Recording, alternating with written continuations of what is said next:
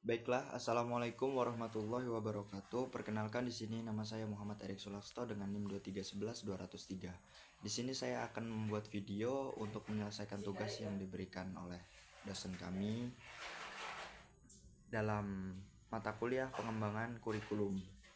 Baik, langsung saja di sini untuk soal yang pertama, yaitu menanyai tentang beberapa faktor yang menjadi penyebab pergantian kurikulum dalam PAI di Indonesia. Apakah perubahan tersebut didasarkan pada kebutuhan peserta didik atau hanya sekedar mengikuti arus kebijakan formal? Kemungkinan pendapat Anda beserta kemukakan pendapat Anda beserta alasan yang ilmiah. Itu adalah soalnya. Nah, langsung saja di sini teman-teman saya akan langsung menjawab pertanyaan pertama, yaitu mengenai tentang penyebab pergantian kurikulum PAI yang ada di Indonesia. Jadi pergantian kurikulum PAI di Indonesia itu disebabkan oleh berbagai faktor, antara lain yang pertama adalah perkembangan zaman dan kebutuhan masyarakat. Kurikulum PAI perlu disesuaikan dengan perkembangan zaman dan kebutuhan masyarakat yang terus berubah. Seperti yang kita tahui, bahwa seiring berjalannya waktu, setiap kurikulum itu pasti selalu berubah-ubah. Nah, pertanyaannya itu, apakah dengan perubahan kurikulum itu akan menjadikan proses pembelajaran semakin semakin wah gitu, semakin sesuai dengan yang diinginkan dari tujuan pembelajaran tersebut? Maka jawabannya adalah iya. Karena di setiap zaman, di setiap tahun itu pasti memiliki tantangan-tantangan tersendiri. Saya ambil contoh seperti kemarin ketika tahun 2019 itu diadakan tentang adanya COVID-19. Maka dari COVID tersebut tentu saja mempengaruhi proses pembelajaran yang telah ditetapkan. Maka dari itu kurikulum yang dibuat oleh pemerintah atau negara itu akan disesuaikan dengan mengikuti perkembangan zamannya dan kebutuhan-kebutuhan yang ada dalam masyarakat. Entah itu tentang faktor teknologinya, baik itu tentang cara belajarnya dan lain sebagainya.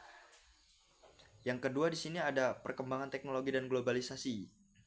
Seperti yang saya ungkapkan tadi di sebelumnya, pendidikan agama perlu mengintegritaskan teknologi dan mempersiapkan siswa menghadapi tantangan globalisasi. Tentunya ketika berbicara tentang agama Islam, itu akan sangat terlihat aneh ketika menggunakan teknologi. Dan sedangkan pada dasarnya teknologi itu tidak bisa dipisahkan dari proses pembelajaran untuk zaman sekarang. Mengapa saya katakan demikian?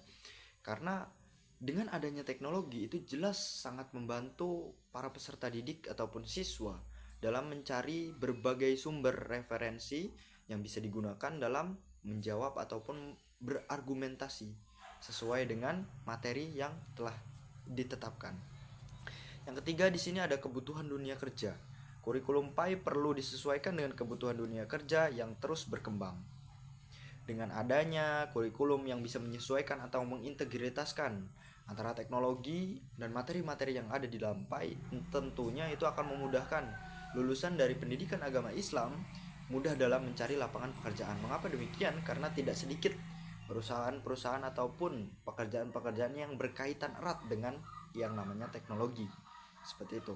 Itulah sebabnya kurikulum selalu berubah-ubah seiring berjalannya waktu. Mengapa demikian?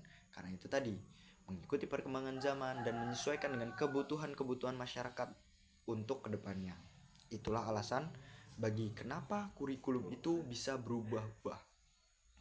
Nah, di sini saya tegaskan lagi, perubahan kurikulum PAI tidak hanya sekedar mengikuti arus kebijakan formal, tetapi juga didasarkan pada kebutuhan peserta didik dan masyarakat. Namun, perlu diakui bahwa perubahan kurikulum yang terlalu sering dapat menyebabkan ketidakstabilan dalam sistem pendidikan.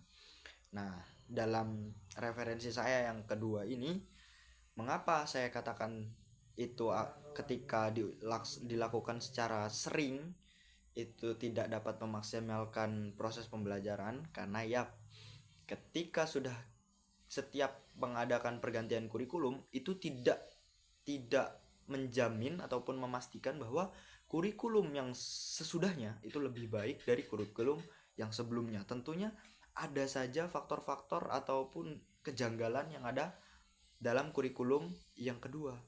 Itulah sebabnya kenapa kurikulum itu ketika dilakukan pergantian secara terus-menerus ataupun keseringan itu akan menghambat dari proses pembelajaran tersebut. Nah, lanjut ke pertanyaan kedua di sini, bagaimana Anda melihat pergeseran kurikulum PAI dari yang berorientasi pada hafalan bergerak ke orientasi kompetensi, lalu saat ini menuju pendekatan yang menekankan pada pengalaman pembelajaran yang bermakna, menyenangkan, dan mendalam. Menurut Anda, apa dampak terhadap Anda sebagai calon guru PAI?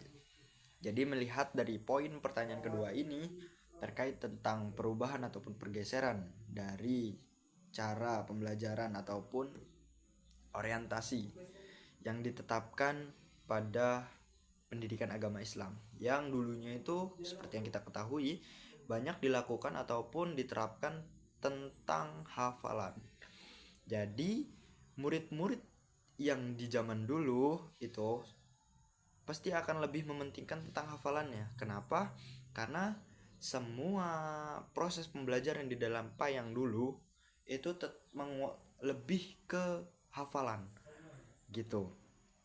Nah, tentang pendapat saya sebagai calon guru menghadapi pergeseran ini, tentu saja saya lebih menganggap bahwa ini keputusan yang tepat. Mengapa demikian?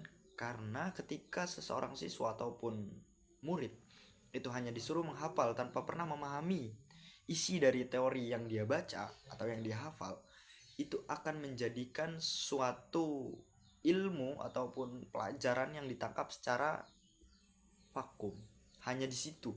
Ketika dia hafal tentang suatu materi dan ketika ditanya tentang pertanyaan yang terkait, dia akan mengatakan apa yang sesuai dengan dia hafalkan.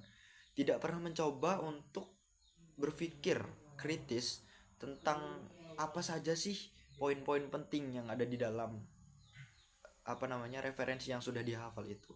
Dia tidak akan memikirkan ke situ karena itu hanya menggunakan sistem hafal. Sedangkan sekarang itu lebih ke meningkatkan tentang keorientasi kompetensi yang dimana siswa itu dituntut untuk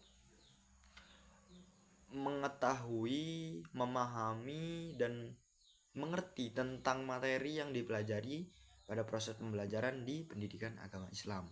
Seperti itu. Jadi untuk video kali ini mungkin hanya cukup sekian dari saya. Kurang lebihnya saya mohon maaf. Bila taufiq wal hidayah. Wassalamualaikum warahmatullahi wabarakatuh.